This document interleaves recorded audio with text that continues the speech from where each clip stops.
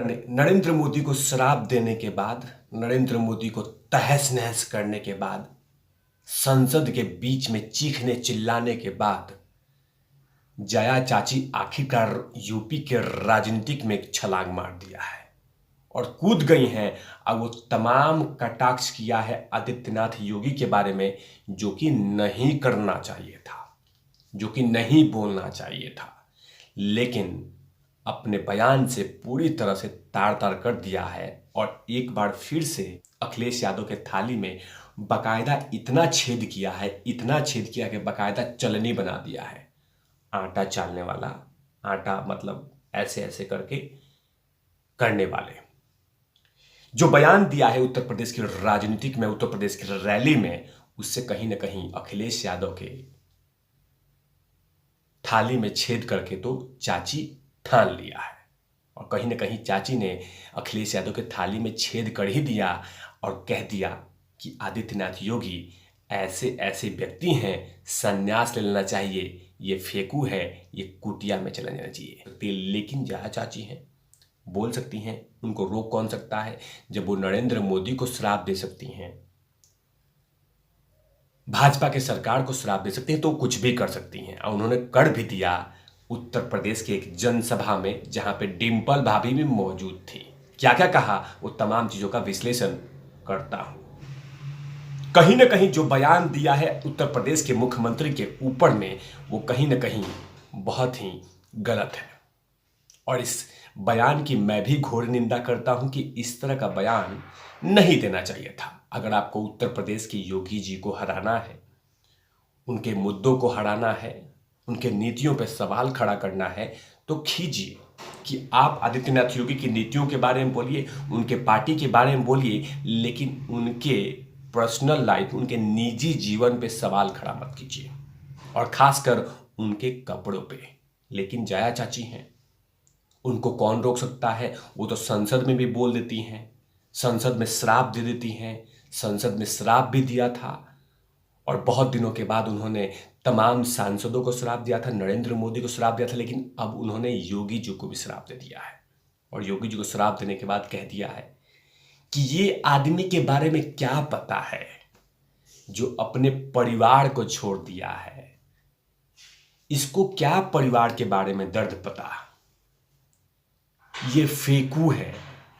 मुंबई में बोले तो फेंकू चंद बोलते हैं, ये खाली फेंकता रहता है, कोई काम धाम नहीं करता है। ये बातें जया चाची ने कहा कि आदित्यनाथ योगी तो परिवार को छोड़ चुके हैं, एक वो योगी हैं, तो उनको क्या पता कि परिवार क्या होता है, परिवार का दर्द क्या होता है, पत्नी क्या होती है, बच्चा क्या होता है। ये तमाम बातें जया चाची ने एक जनसभा में कहा, खूब तालियां बटोर दी। तो जया चाची सुनिए, आपने कहा ना, आपका विश्लेषण मैं करता हूं। आपने कहा कि आदित्यनाथ योगी परिवार छोड़ चुके हैं, वो एक योगी हैं, तो उनको क्या पता परिवार के बारे में, महिला के बारे में, बच्चे के बारे में, ये तमाम चीजें क्या पता। तो जया चाची, आप भी तो गरीब है नहीं, या लंबू चाचा तो गरीब है नहीं, या अखिलेश यादव तो गरीब है नहीं, तो उनको गरीबी का दर्द का पता कैसे चलेगा? अगर आप ही गरीब नहीं हैं तो गरीबों की बात क्यों कर रही हैं? गरीब आदमी तो गरीबी की बात कर सकता है आपके अकॉर्डिंग। मतलब कुछ भी बोल देती हैं, कुछ भी बक रही हैं, कुछ भी कहे जा रही हैं। यहीं तक नहीं रुक जया चाची, जया चाची आगे कहती हैं कि संन्यास लेना चाहिए, किसी कुटिया में चले जाना चाहिए योगी को और मोदी को। ये लोग ढोंगी हैं, महिलाओं की सुरक्षा नहीं कर सकते, महिलाओं की सुरक्षा के बारे में कुछ नहीं सोचते आदित्यनाथ योगी। ये लोग फेंकू हैं।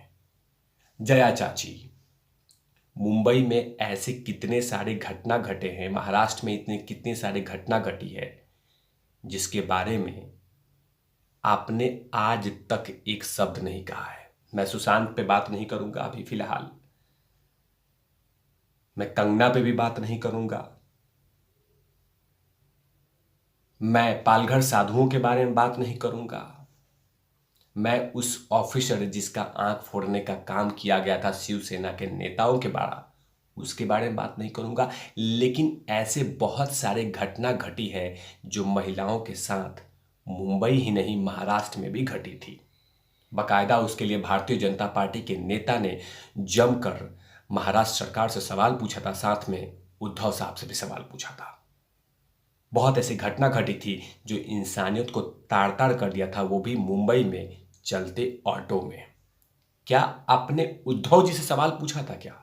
जया चाची पूछा था सवाल महिलाओं के बारे में? आप तो बहुत बड़ी महिला की रक्षा करने वाली, सबसे बड़ी आगे रहने वाली सांसद हैं। क्या आपने मुंबई में रह के, मुंबई के निवासी होने के नाते, क्या उद्धव साहब से सवाल पूछा था क्या? जया चाची नहीं पूछा था, क्योंकि आप जैसे पूछेंगी तो आपको आईना दिखा दिया जाएगा। लेकिन आप उत्तर प्रदेश में आके ये कह रही हैं कि आदित्यनाथ योगी का परिवार नहीं है, तो परिवार का भरण पोषण कैसे करेगा? उनकी वाइफ नहीं है तो वो महिला के बारे में कैसे जानेंगे? उनके बच्चे नहीं है तो वो बच्चे के बारे में कैसे जानेंगे? मतलब जिनके बच्चे हो वही जान सकता है, वैसे नहीं जान सकता है। बेतर्क बेतुक बयान दिए जा रही हैं सिर्फ ताली बटोरने के लिए, ताली बटोरने के लिए। लेकिन देश की जनता जनार्दन आपके चेहरे को देख चुका है, वो भी 2 बार संसद में, एक बार थाली में छेद किया हुआ और दूसरा जब आपने नरेंद्र मोदी को श्राप दिया था, वो भी संसद में। ये तमाम चीजें देश की जनता जनार्दन ने देखा है। लेकिन आपको उनको खुश करना है, तालियां बटोरनी है, लेकिन देश की जनता जनार्दन आपके तमाम बातों को रखा है। क्या कभी आपने महाराष्ट्र के नेताओं से सवाल पूछा है महिला सुरक्षा के बारे में? जो कुछ मुंबई में फिलहाल कुछ दिनों में हुआ है, सबसे दर्दनाक वाली बात थी जो महिला के साथ हुआ था, वो चलते ऑटो में जो ऑटो ड्राइवर ने किया था। क्या उसके बारे में आपने कोई आंदोलन किया था? नहीं किया होगा, क्योंकि आपको वहां की सरकार से डर लगता है कि कहीं आपका भी घर उखड़ न जाए। लेकिन आप आदित्यनाथ के बारे में निजी कमेंट करती हैं। लेकिन देश की जनता जनार्दन आपको देख रही है। लेकिन जया चाची आपके बयानों को लगातार देश की जनता जनार्दन हमेशा से देखती रही है, वो चाहे संसद हो, चाहे संसद के बाहर में हो, या उत्तर प्रदेश की रैली हो, या पश्चिम बंगाल की रैली हो। आप जब जब कुछ ना कुछ बोलती हैं तो वो विवाद बनता है और कहीं ना कहीं आपके लिए वो हानिकारक होता है, ना कि भाजपा के लिए और ना कि आदित्यनाथ योगी के लिए। लेकिन आप कहीं ना कहीं अपने बहू के ऊपर में ईडी की कार्रवाई को लेकर चिढ़ी हुई हैं और लगातार कभी योगी, कभी मोदी, कभी भाजपा, कभी एनडीए, कभी अमित शाह, किसी न किसी को लेकर आप हमला बोलती हैं। लेकिन जो बातें आपने आदित्यनाथ योगी के बारे में कहा है वो कहीं न कहीं बेहद ही शर्मसार करने वाली है। लेकिन देखना होगा कि ये जया चाची का ये भाषण कहीं अखिलेश को ले न डूबे। तब तक के लिए आप देखते रहिए तिवारी भैया। मैं हूँ वेद प्रकाश, कैमरामैन धूल लाठी के साथ। Open out Levis.